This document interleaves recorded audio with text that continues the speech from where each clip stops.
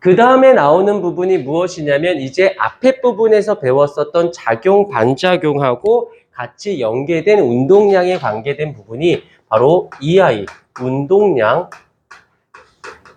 보존 법칙이라고 하는 개념이 나옵니다. 우리 서린이 영어 잘하는구나. 부럽다. 너 문과니? 진짜 부러운 거야. 이과 중에 국어, 영어 중에 안정적인 하나 등급이 있다라는 건 물론 두 개면 좋겠지만 하나가 있다라는 건 나중에 고등학교 2학년이나 3학년 됐을 때 약간 좀 든든한 보험 같은 거예요. 물론 수학이나 과학이 내가 성적이 나오면 너무 좋겠지만 자신감이 있거나 난 얘 하나 그러니까 있으면 굉장히 안정적이 이렇게 나중에 만약에 컨설팅하다 보면 한 과목을 내가 하나라도 잘 잡고 있다라는 건 생각보다 큰 어드밴티지를 먹어요. 근데 제일 위험한 학생이 누구냐면 수학만 잘하는 애들. 내가 말하는 건 1, 2등급 7개 대학이나 못해도 15개 대학을 기준했을 때 수학만 잘하는 친구들은 굉장히 위험할 수 있어요. 근데 국어, 영어가 수학을 너무 못하면 안 되고 그래서 약간 과목에 대해서 플랜을 잘 잡아서 접근하는 게 굉장히 중요한데 나중에 시간 되면 다시 하고요. 그다음에 운동량 보존 법칙이라는 것이 있습니다. 먼저 결론 먼저 얘기할게요. 결론 먼저 간다라면 충돌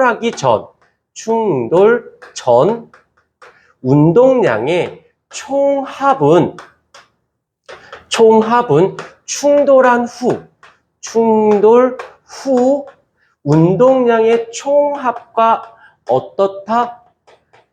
같다라고 합니다. 그냥 교과서적으로 같아로 끝나는 것이 아니라 증명까지 해드리도록 할게요. 이때 우리가 앞에서 배웠었던 누가 살짝 들어오냐면 작용, 반작용이라고 하는 이 법칙이 살짝 적용이 되어진다라고 볼 수 있고 이런 것 어떤 다른 개념과 접목이 되는 개념들은 유심히 봐주세요. 문제 내기가 참 좋다라는 거. 출제 빈도수도 높아요. 이유는 간단해. 출제자 입장에서는 하나 가지고 여러 개념을 끌고 들어올 수 있기 때문에 자주 출제가 되고 자주 출제된다라는 것은 어느 시중 문제집에도 다 있다는 뜻이고 학교 선생님도 생각이 다르지 않기 때문에 일단은 걔는 박아놓고 출발해. 그렇다고 해서 1등급이라기보단 한 2, 3등급, 3등급 선에서 일단 하나씩 넣어주기 때문에 잘 봐주셔야 돼요. 자, 여기서 이제 두 물체가 있다라고 생각을 해보십시다. 여기에 M1이라는 물체가 있고요.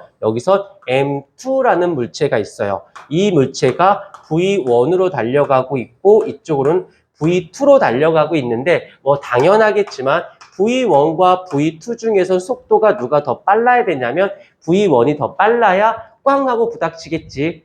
그때 잠깐 그러다가 이제 언제가 나오냐면 얘가 전의 모습이야. 그 다음에 두 번째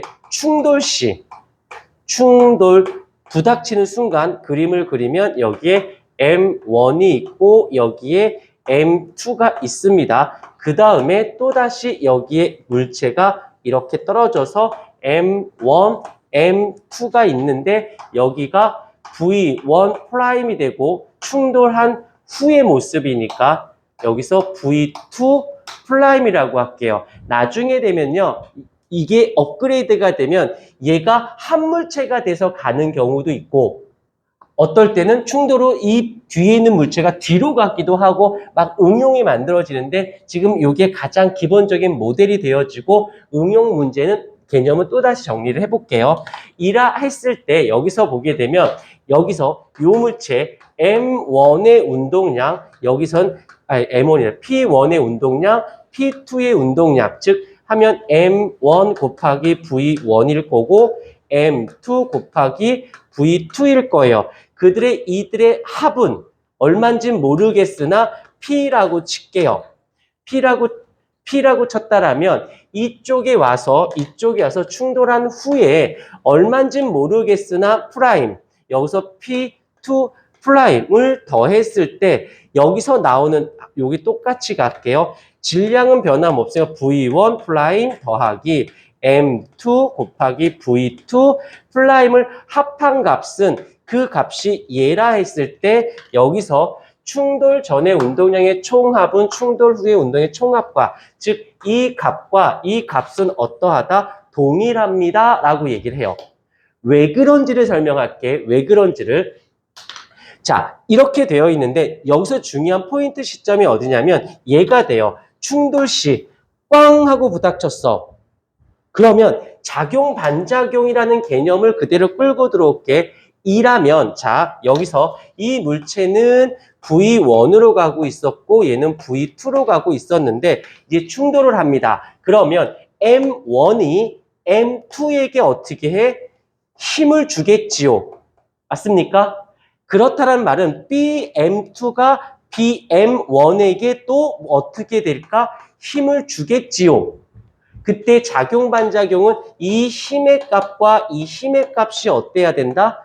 같아야 된다는 건 알고 있을 거고 방향은 당연히 방향은 반대라는 것까지도 알고는 있을 거예요. 그때 여기서 얘가 꽝 하고 부닥쳤을 때 M1이 받는 충돌 시간과 얘가 받는 충돌 시간 또한 어때야 돼? 당연히 같아야 하지 않을까? 얘는 꽝 부닥치고 그냥 꽝 부닥칠 수는 없잖아. 두 물체가 같이 부닥쳤으니까.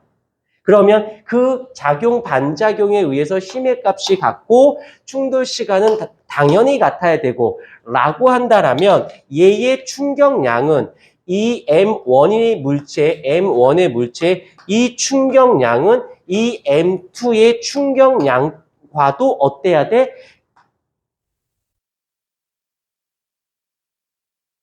가도 안경 딱 보니까 기다려주는 거지.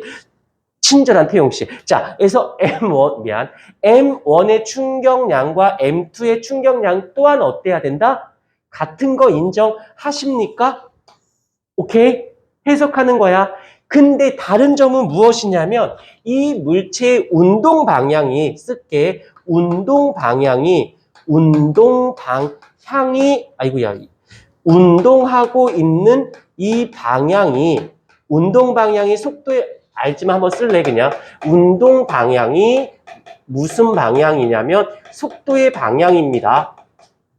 속도의 방향이 되는 거고 나왔으니까 한번 쓰자. 여기서 힘의 방향은 가속도의 방향과 같다라는 건 거의 상식같이 생각을 해주셔야 돼요.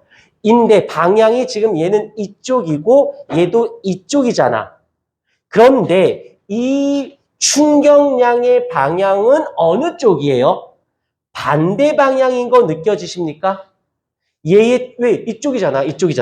얘는 어느 쪽이야? 이쪽이 되어지는 것이죠. 그러면 여기서 시간은 스칼라 양이니까 방향이 없어. 얘만 벡터량이니까 방향을 갖고 있어. 즉 여기서 운동 방향은 속도가 있으니까 결국에 이 힘의 방향과 속도의 방향이 둘이 어때요? 일치한 거 보이시지요?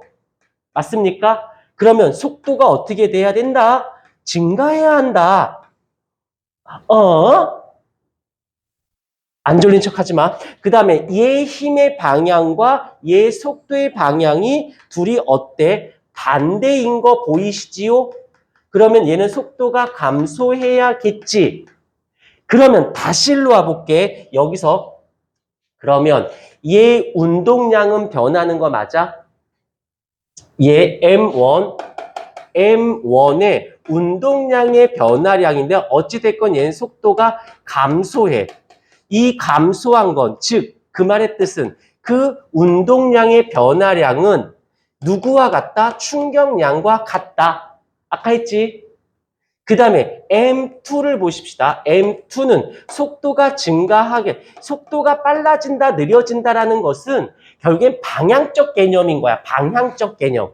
같은 방향은 빨라지는 거고 반대 방향은 느려지는 거야. 뭐 이런 거 따지면 돼. 그런데 여기서도 어찌됐건 운동량의 변화량은 생겼지요. 근데 그러면 운동량의 변화량은 충격량과 같다가 되는 거 맞습니까? 이거 같다.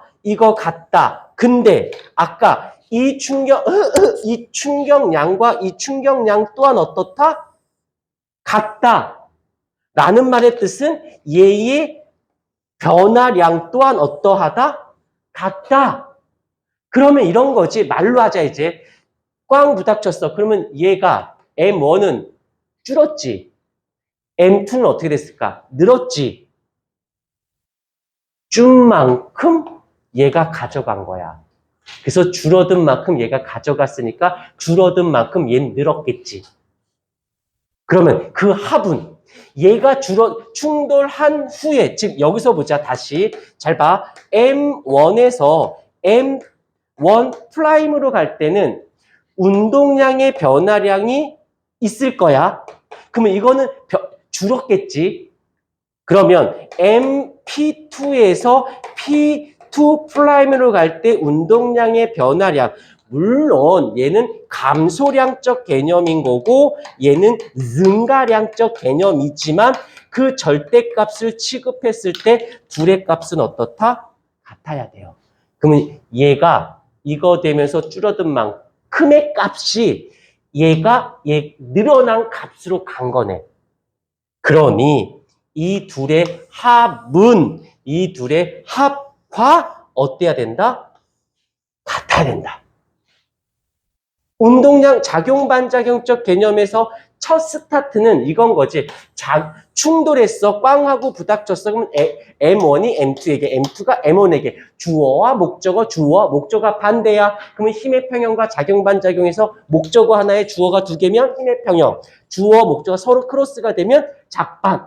꽝 부닥쳤잖아. 됐네. 충돌은 당연히 충격량이 같아? 그러면 방향이 반대이다 보니까 가는 쪽에 충격을 받았으니 줄은 거고 가는 방향 쪽으로 충격을 받았으니까 늘어나긴 한데 그 줄어든 값이 늘어난 값과 같다. 느낌 맞습니까? 이거를 외워놓고 문제를 봐서 풀면 되게 부드러운데 나는 조금 그걸 지향해. 고생하더라도 너희가 그걸 자꾸 끄집어내서 풀어내야 돼.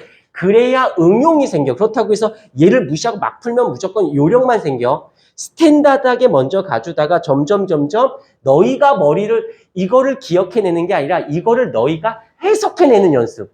그래야 1등급을 갈 수 있어. 미안해. 2, 3등급 맞겠다고 이짓거리 하는 게 아니야. 1등급을 맞겠다고 이걸 하는 거 있는 것입니다. 근데 이 접근, 운동량의 변화량이 충격량이다라는 거, 그 다음에 운동량 보존 법칙, 이 개념이, 이 방식이 그 다음 단원의 일과 에너지, 역학적 에너지의 내용이, 소재가 다른 거지 접근이 똑같아요. 왜? 이쪽에 보면 일과 에너지 파트 역학자, 봐봐. 말로만 저기 잠깐 보면 일과 에너지는 뭐냐면 에너지의 변화량은 한 일과 같다. 아까 다시 운동량의 변화량은 충격량과 같다. 누구의 변화량은 누구와 같다. 에너지의 변화량은 일과 같다. 운동량, 충격량, 일과 에너지랑 어휘가 바뀌었지 똑같은 패턴인 거 보이지? 그 다음에 운동량 보존 법칙, 앞에 말을 뺄게. 역학적 에너지 보존 법칙 똑같은 거야. 소재가 다르지 접근이 같아요. 그거를 깨달아야 돼. 그러면 나는 운동량, 충격량 개념하고 일과 에너지, 역학적 에너지 개념을 배우는 게 아니라 이걸 한 세트로 묶어버리는 거지. 그래서 풀이 방법은 같아. 대신 소재가 다른 거지. 근데 문제가 되는 건 이렇게 연습을 해놓으면 최고 킬러 문항까지 올라오게 되면 뭐가 나오냐면 역학적 에너지 개념하고 운동량, 충격량 개념이 같이 묶여 있어. 그걸 두 개 다 끌고 와야 답이 구해져. 근데 알겠지만 이거 구하려면 운동 방정식이 앞에 놨던 뉴턴의 운동 법칙이 베이직으로 이렇게 깔려 주셔야 되거든.